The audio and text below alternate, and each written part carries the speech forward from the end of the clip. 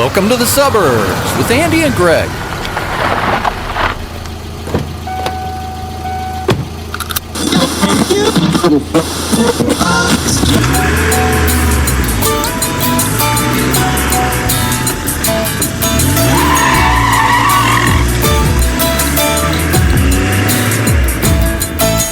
It looks like you're sequestered and able to say anything you'd like freely. Looks like a nice quiet day at the lake. It is a quiet day at the lake. Yeah, I don't know how privately sequestered I am, though, because I got a text this morning from my mom at 6:45 saying, I'm showered and ready to go shopping.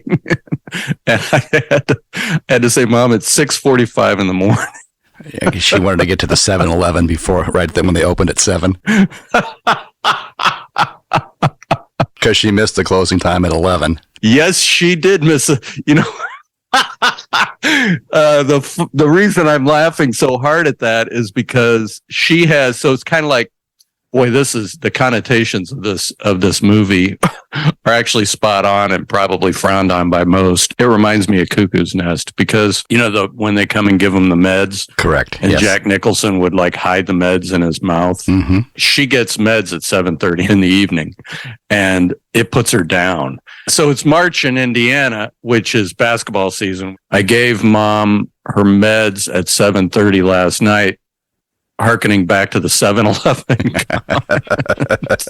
And she looks at me and the IU game, they were playing Maryland in the Big Ten tournament and it started at 9. And those meds are to help control her hallucinations and paranoia. Oh, geez, I thought you were talking about your meds. But they also kind of make her sleepy. I told her, hey, it's time to take your medicine. And it magically appears. It's kind of like the Easter Bunny came. Look what I got. There's a special place for him. And she, in her mind, you know, there's this dish that is a part of her dinnerware collection, but is small enough for, I don't even know what it maybe you put like a deviled egg in it. The world's smallest dish. It is. It's like, who eats, what is it? Is this the starving kids in Africa story that we used to get when we were kids? They use this as the full meal because I don't know what it's for. It's too small. It's like 3 spoons of something. Could be Tom Thumb's swimming pool. It could be. It could be Tom Thumb's swimming pool. But at Julie's house, it contains a note that says, this is where your medicine is. Take it at 7:30. And then in her mind, that's not enough. So sometimes I'll find like a knife and a spoon on the counter pointing to it. Like it's going to guide her. Like the guys with the lights at the airport that are guiding the landing plane strip. Yeah. I said, hey, it's time to take your meds. And she said, are you going to watch the IU game? And I said, yeah, it's at 9. But she'll greet me at the door in the morning and say, turn the TV on for the IU game. And I said, it's on at 9 tonight. Okay. And my medicine isn't in the Tom Thumb swimming pool. And I'll say, yeah, that's because it's still 6 something in the morning. We're just starting. Oh, okay. I just wanted to make you aware that my pill isn't there. And I go, yeah, I know it's not there. It will be, though. It'll magically appear sometime this evening when you're doing your thing with your dishes. I'm going to sneak off and get the colored grass for the Easter basket, and I'm going to put your pills in it. Okay. So she sees me, and I'm actually working on podcast stuff at the time. And she said, I took the pills. And I said, okay, so are you going to watch the IU game with me? Yes, I'm going to try. Out. Coma. Out at 7:30. So the 7-Eleven thing is kind of like reversed, I think. Right. Yeah, the 7 p.m. to 11 a.m. would be more appropriate. Yeah, it is. And so we don't have that here. Tony Kanaan would be just heartbroken to know that. But we do have Meyer. And so she's all about going to Meyer. And that's like springing her from prison. I mean, when she gets to go, when we did that one bit, I think in episode 6 about taking edibles and taking her shopping, that was beyond glee for her. Can you please take me someplace today? And I take her to the Y to walk the treadmill at lunch. And that's another thing where she doesn't know what time it is. So she greets me at the door. There's some times where she'll greet me at the door with her coat on, her purse, and her little bag that she carries with her shoes in it for the treadmill. And she says, I'm ready to go to the gym. I'm like, well, it's 6:30 in the morning. We don't go to the gym until lunchtime. When is that? Lunchtime. I mean, and I feel like a smart ass saying that. But it's lunchtime is lunchtime. Yeah, it's lunchtime for somebody. It's dinner time for India, thanks to our company carting off all our jobs, floating them in the Amazon cloud over to India. I do know that it's evening in India, but I can't tell you where it's lunchtime. Do you know? Nova Scotia, maybe. Iceland. We'll go with that. Iceland, the one place. Yeah. There's so many challenges with Lewy body dementia. She pretends to read now, but I don't think she really does read. She'll sit there and look at the book and then nod off. Well, are you? See, you got a cookbook. What are you reading about in the cookbook? Are we going to have a new recipe that I'm going to cook tonight? No, I'm just trying to decide what I want to bake. I'm like, okay. I need to get her like an easy bake oven because she can't use the real one. Hopefully there's not a roll of trash bags in the oven as well. No, I use the oven. I'm the cook when I'm here, and my sister's the cook when she's here.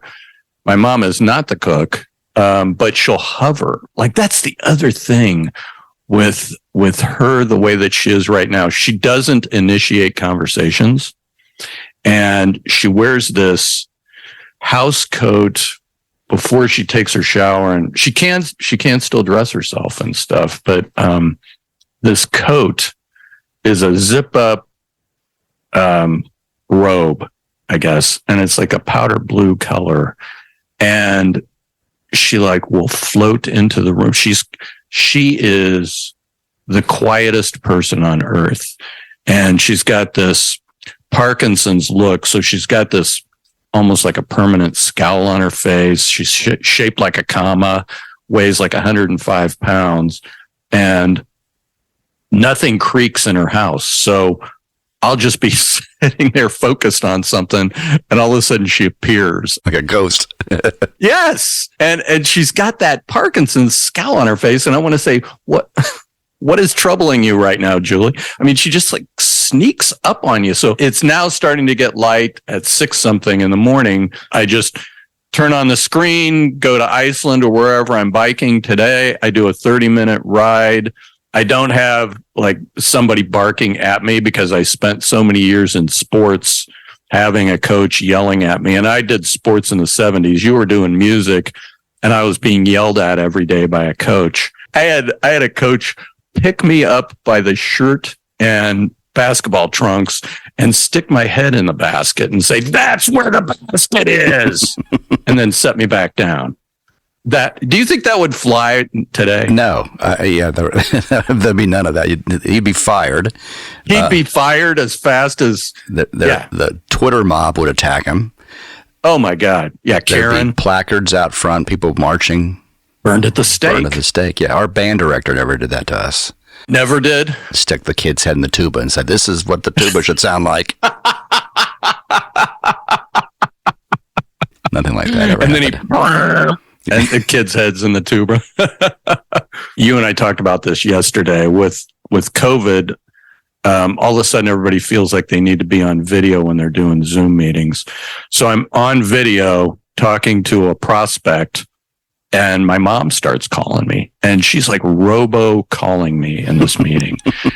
And I can't tell because she's lost the ability to really understand what's going on in the texting world. She'll text you randomly. She'll have these moments of clarity, and she'll text you, and it'll be a legit text. And so I have no idea whether she's calling me for a real reason or not, but I'm in a meeting and I can't go, "You know what? My mom's calling me.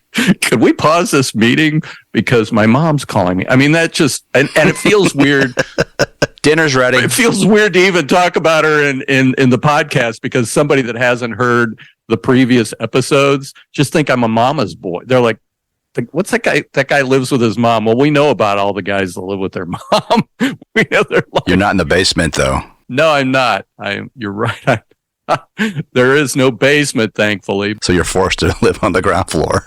Right. So I leave the meeting because it's over, and then I'm going from the meeting to get my hair cut, and I call her back, and my sister answers my mom's phone. So in that moment, she's in charge of my mom. She goes, "Oh, now that the three of us are here, Mom, you can't call your retirement account and ask for $2,000. Oh, no. And my mom goes, "But if I go out someplace with one of my friends, I want enough money in my purse to buy tea." Well, of course you do. I'm like, "Well, I don't know where you're shopping, but tea is typically not $2,000, not even in London." With gold encrusted sugar flakes.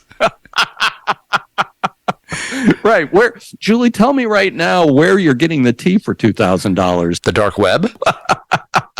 And so I said, "Okay, Mom, you know how we have conversations about it's the disease? It's not you, it's the disease." And she goes, "Yeah." I said, "This is one of those times because you would have looked in your purse." I did. I go, "And then you would have known that you don't have your driver's license anymore. You can't drive anymore. And so your retirement account sending $2,000 to your bank is still not going to put $20 in your purse. We have to drive you to the bank." And so Kathy is there, and Kathy can drive you to the bank if you don't have any. And then in the background, I hear she has $45 in her purse. And my mom goes, "No, I don't. I looked. Here it is." And my sister is so mad. She can't separate herself from the situation. Right. She can't be a caregiver because it's like this woman that won't cooperate with her instead. So I said, "Okay, so you have," going back to the conversation about it's the disease, "you have $45 in your purse. You didn't see that. And we've already covered off on the fact that your purse is not Montana." And Andy Simons knows, and our podcast listeners know, your purse isn't that big. No. No. You don't have huskies with a sled driving through the winter hinterlands of your purse, rolling in money and hiding your lipstick. It's just a little purse. So you would have known that there's $45 in it, and that's plenty of money to buy tea. And my mom's like, "Oh." And I said, "So it's the disease. And if you ever need money, you come to us first. If you don't have the cash, we'll go to the bank and get some. But you can't ask the retirement account for money." "Okay. And you can't donate it to all the charities that call, and you can't give it to Joel Osteen." She would give her house to Joel Osteen if she could. Oh, my. She loves that guy. Oh, gosh. My sister is in charge of Mom when she's there, and she thinks she's in charge of me watching my mom 100% of the time. But we're equal players according to the law. Gotcha. But she seems to take the lead role as far as delegating. In her mind. And does she allow you PTO? Well, no, she doesn't. And yet she'll leave in the middle of her shift of 7 days. So it's 7 days on, 7 days off. She can leave because she goes to work. And I'm really worried about we're at the stage of dementia with Mom that I don't think she should be left alone. And I get it. I mean, Kathy has to go to work. I get that. I have the ability to work from any place. So I'm working. I'm at the Cuckoo's Nest 100% of the time during the day. So the org chart would have her on top or side by side? Depends on who you talk to. We're back to that again. Okay. So I'm just trying to see the hierarchy of this operation here. Well, yeah, I know. Me too. So we share this common bathroom. We're good about, I'm an adult, man. I like my house in order. I'm not totally anal about it, but I keep things clean. I clean the house. I vacuum my dust and everything. Well, there's this note on the mirror above the sinks, and I shave. I don't know about you, but do you shave in the shower or do you shave looking into the mirror? Sometimes. I've got both options. I shave in the shower because my face is already wet. The soap on the face loosened up the stubble. The Barney rubble. Barney, that's exactly what I thought of too. And so I'm going to just shave in the shower. Well, when we first started doing the tag team shifts, I get this note saying, please don't shave your private parts in the shower that we share. It's gross. You've got a cottage. If you're going to do that, do it up there. She's calling you out on manscaping. Yes. Shave my private parts. And I'm not going to tell you what I do or don't shave down there. I will. I'll be honest with you. I'm not taking a razor to that down there in the shower. There's no need. And I'm certainly not shaving the part that I would like to call her and that I'm sure she calls me on a regular basis. The other part of the hinterlands. That's not seeing the light of day of my razor. I'm shaving my face and my face only. But when I saw that on the mirror, I laughed out loud. I mean, that was a loud, hearty laugh. Please don't shave your private parts in the shower that we share. Did you come up with a retort post-it note back to her? I didn't even address it. I didn't know what to say. I mean, I shared it with my wife. Are you shaving the hit? Yes, I've got a landing strip down there, and that's it. Everything else is shaved. There's a Hitler mustache down there.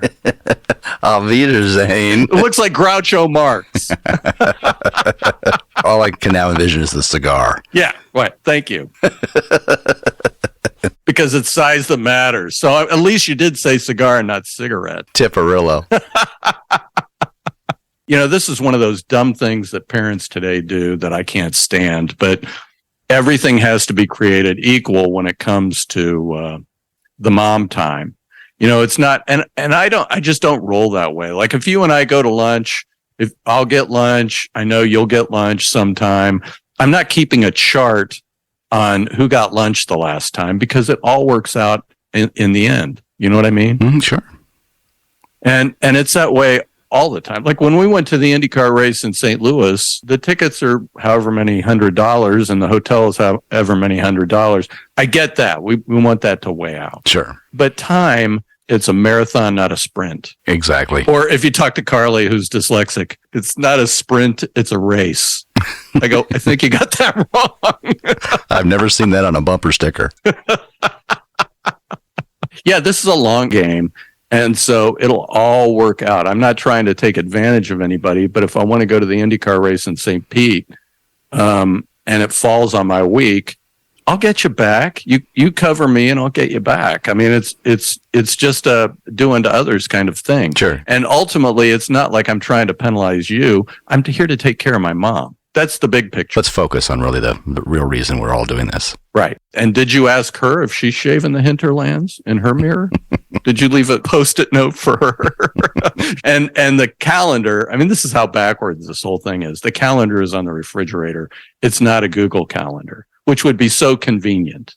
If I can look on my phone and know when we've agreed that it's my 7 days instead of yours, or I'm comparing things, but I've got to transfer everything to a Google Calendar so that I know what's going on because I can't use the stupid one that's on the refrigerator. And my mom can't either. We're the exact opposite. We keep a paper calendar.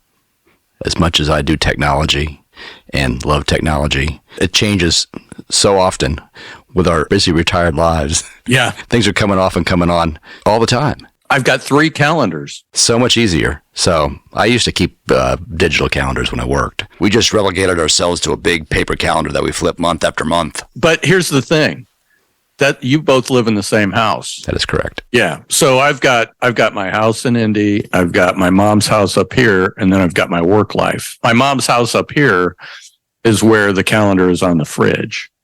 And so I'm only up here every other week.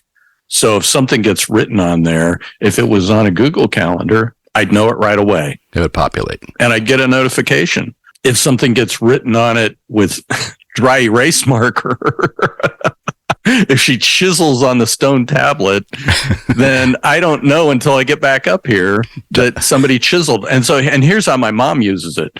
She looked at the calendar last night when I was making dinner, and she said, "Oh, I see that I'm going to the doctor when you're here."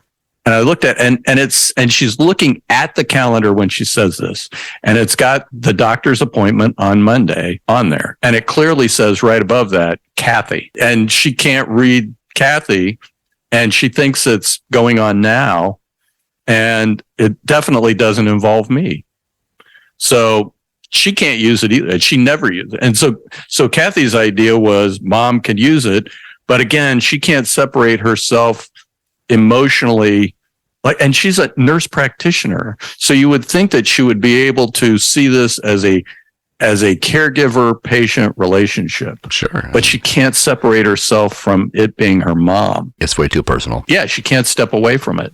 So when Mom started needing meds, those pill calendars where you've got little compartments, sure, and it's Monday, Tuesday, Wednesday throughout the day, right? And so she put them in there. But my mom didn't know date and time anymore. So she took them all. She empties it like jelly beans in the palm of her hand and takes them all. These are delicious. They are so delicious. And why am I sleepy? It's nappy time. and they weren't the kind of meds that like she would OD on. And so then Kathy left and it was my shift. So it's my shift. And Kathy had filled up the calendar of pills before she left. And so I get there, I'm on the bike, and my mom comes up in the dark and scares the crap out of me and says, I think I took too many pills. I mean, and this is like, oops, I'm riding through the Alps or whatever, and all of a sudden, she shows up out of nowhere, and she's got the powder blue thing on. She's just like climbed out of bed. She gobbled down a whole week's worth of pills at like 6 a.m, and I don't know it. And then I've got little Miss 105 pounds of morning breath whispering in my face as I'm riding through the Alps. I think I took too many pills. I think I'm alone. And all of a sudden, I think I took too many pills. What? I see dead people. Yeah, right. Get out. Hi, this is Andy. If you enjoyed listening to our podcast, please be sure to subscribe and share. Remember, laughter is contagious. Help us spread it by telling a friend.